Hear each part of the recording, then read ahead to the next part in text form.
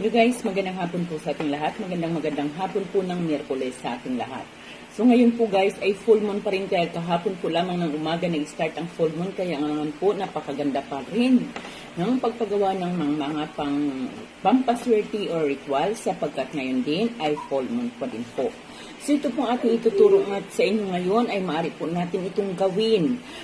Pinakamainam ang oras ang paggawa nito ay bago po tayo matulog. Ngunit kung ano po ang time na free kayong gawin ay pwedeng ninyo itong gawin. Ngunit tiyakin po lamang na sa inyong paggawa ay meron kayong 100% paniniwala. Kung kayo po ay may duda, may kaunting duda at hindi naniniwala dito, huwag nyo na pong gawin dahil hindi rin po ito tatalab sa inyo. Kailangan kapag kayo ay gumawa nito ay 100% ang inyong paniniwala.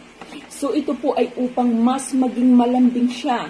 Yung bang inyong mga partner instead na nagiging malambing ay madalas nagiging mainit ang ulo nito sa inyo. So ito po ang ating gagawin. Mas magiging malambing siya at maging sunod-sunuran siya sa mga nais mo. Tiyakin din po ninyo guys na gagawin ninyo hindi lamang sa pansarili ninyong interest kundi para sa ikakabuti ng inyong pagsasaka. So may mga kailangan po tayo sa paggawa nito. Unang-una po ay kailangan natin ng panulat. Any color of panulat ay pwede natin gamitin. Kailangan natin ng 3 butil po lamang ng bawang. So ayan po yung ating bawang, 3 butil. At kailangan natin ng 1 pirasong dahon ng laurel. Ayan ang ating 1 pirasong dahon ng laurel. At puting papel. Mas mainam po nagagamit tayo ng puting papel, yung bond paper, para po hindi magulo ang enerhiya ng ating sa pagpagawa ng ritual. Kaya po kung iwasan po ang paggamit ng may mga stripe na papel. So kapag handa na po, ihanda na rin natin ang ating mga sarili. Kung baga nakafocus na tayo, ang unang-una po natin gagawin ay mag-concentrate. Mag-concentrate po tayo at manatilihin natin ang ating pagiging positibo, paganahin natin yung law of attraction. At yun po ang ating laging pakakaisipin na sa ating ginagawa, tayo po ay magtatagumpay. Ngayon po pagkatapos po nito, ang kuhanin mo ang ballpen at isulat mo. Ito po may example ako dito. Isulat mo ang kanyang kumpletong pangalan. So halimbawa, Simon de Jesus. Iyan po yung ilalagay mo. Simon de Jesus. Ikaw ay maging sunod-sunuran sa akin.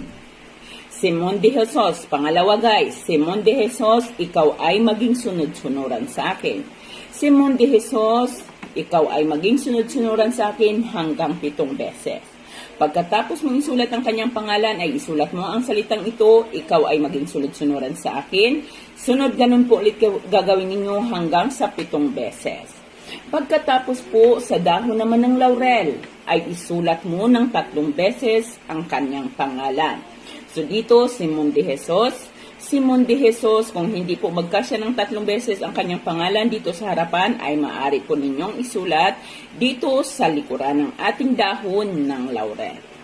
Pagkatapos po natin itong maisulat, ay ilagay mo dito sa papel ang ating dahon ng laurel sa gitna ng kanyang pangalan at ng ating hiling. Diyan mo ilagay, halimbawa, so ayan.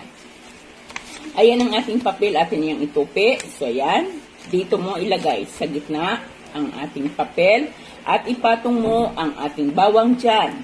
Yan po sa papel na yan.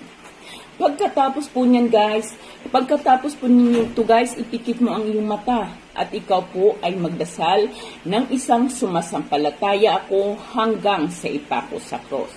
So yun po yung dadasalin, sumasampalataya ako sa Diyos amang makapangyarihan sa lahat ng may gawa ng langit at lupa, hanggang sa ipako sa krus po lamang ang inyong pagdarasal. Pagkatapos po ninyong magdasal nun, ay mag-concentrate ka at muli mong bigkasin ang kanyang pangalan, Simon de Jesus, ikaw ay maging sunod-sunuran sa akin. Simon de Jesus, ikaw ay maging sunod-sunuran sa akin. 7 beses mo po itong bibigkasin. Muli guys, sa pagbigkas ng inyong mga kahilingan, kailangan ay may damdamin. Kailangan ay puno ng puso at pagmamahal, hindi po yung may galit. Kasi kailangan po natin siyang pagiging mabait sa atin, magiging malambing siya sa atin. Kaya ang ating paghiling dito ay may kasamang lambing at puno ng pagmamahal.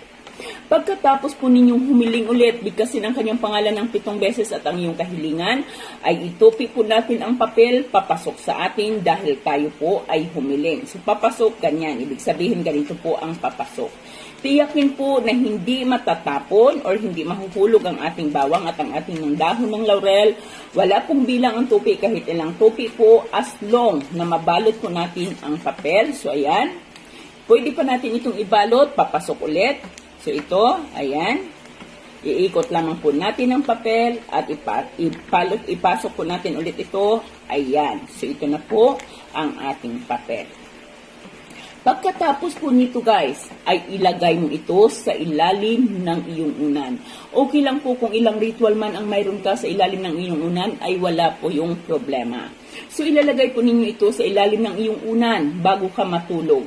Ngayon po, gagawin mo ulit, kinabukasan, bago ka matulog ay kuhanin mo lamang po ulit itong papel na ito sa ilalim ng iyong unan, hawakan mo ito sa iyong dalawang palad, bigkasin mo ang kanyang pangalan at ang iyong intensyon ng 7 beses pa rin hanggang sa 7 araw.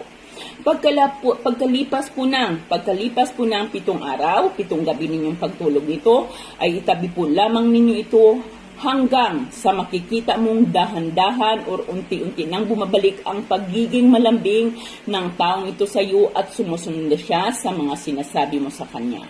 Muli gawin ng tama, walang papalitan at walang babaguhin. Kung sasabihin kung iba dyan, ma'am, wala po kaming gamit guys. Kung gusto po nating magtagumpay, mag-effort po tayong humanap ng pamamaraan kung paano natin mahanap ang ating mga kailangan. Kasi kung tayo nga sa paggawa pa lang po, sa paghanap pa lamang ng material na ating gagamitin ay wala na tayong effort, ay talagang maaring hindi man natin magagawa ng maayos. Kailangan guys, lagyan ninyo ng effort, dedikasyon, at syempre ang buong paniwala at samahan pa rin po lagi ng 100% na panalangin upang tayo ay magtagumpay sa anumang ating ginagawa.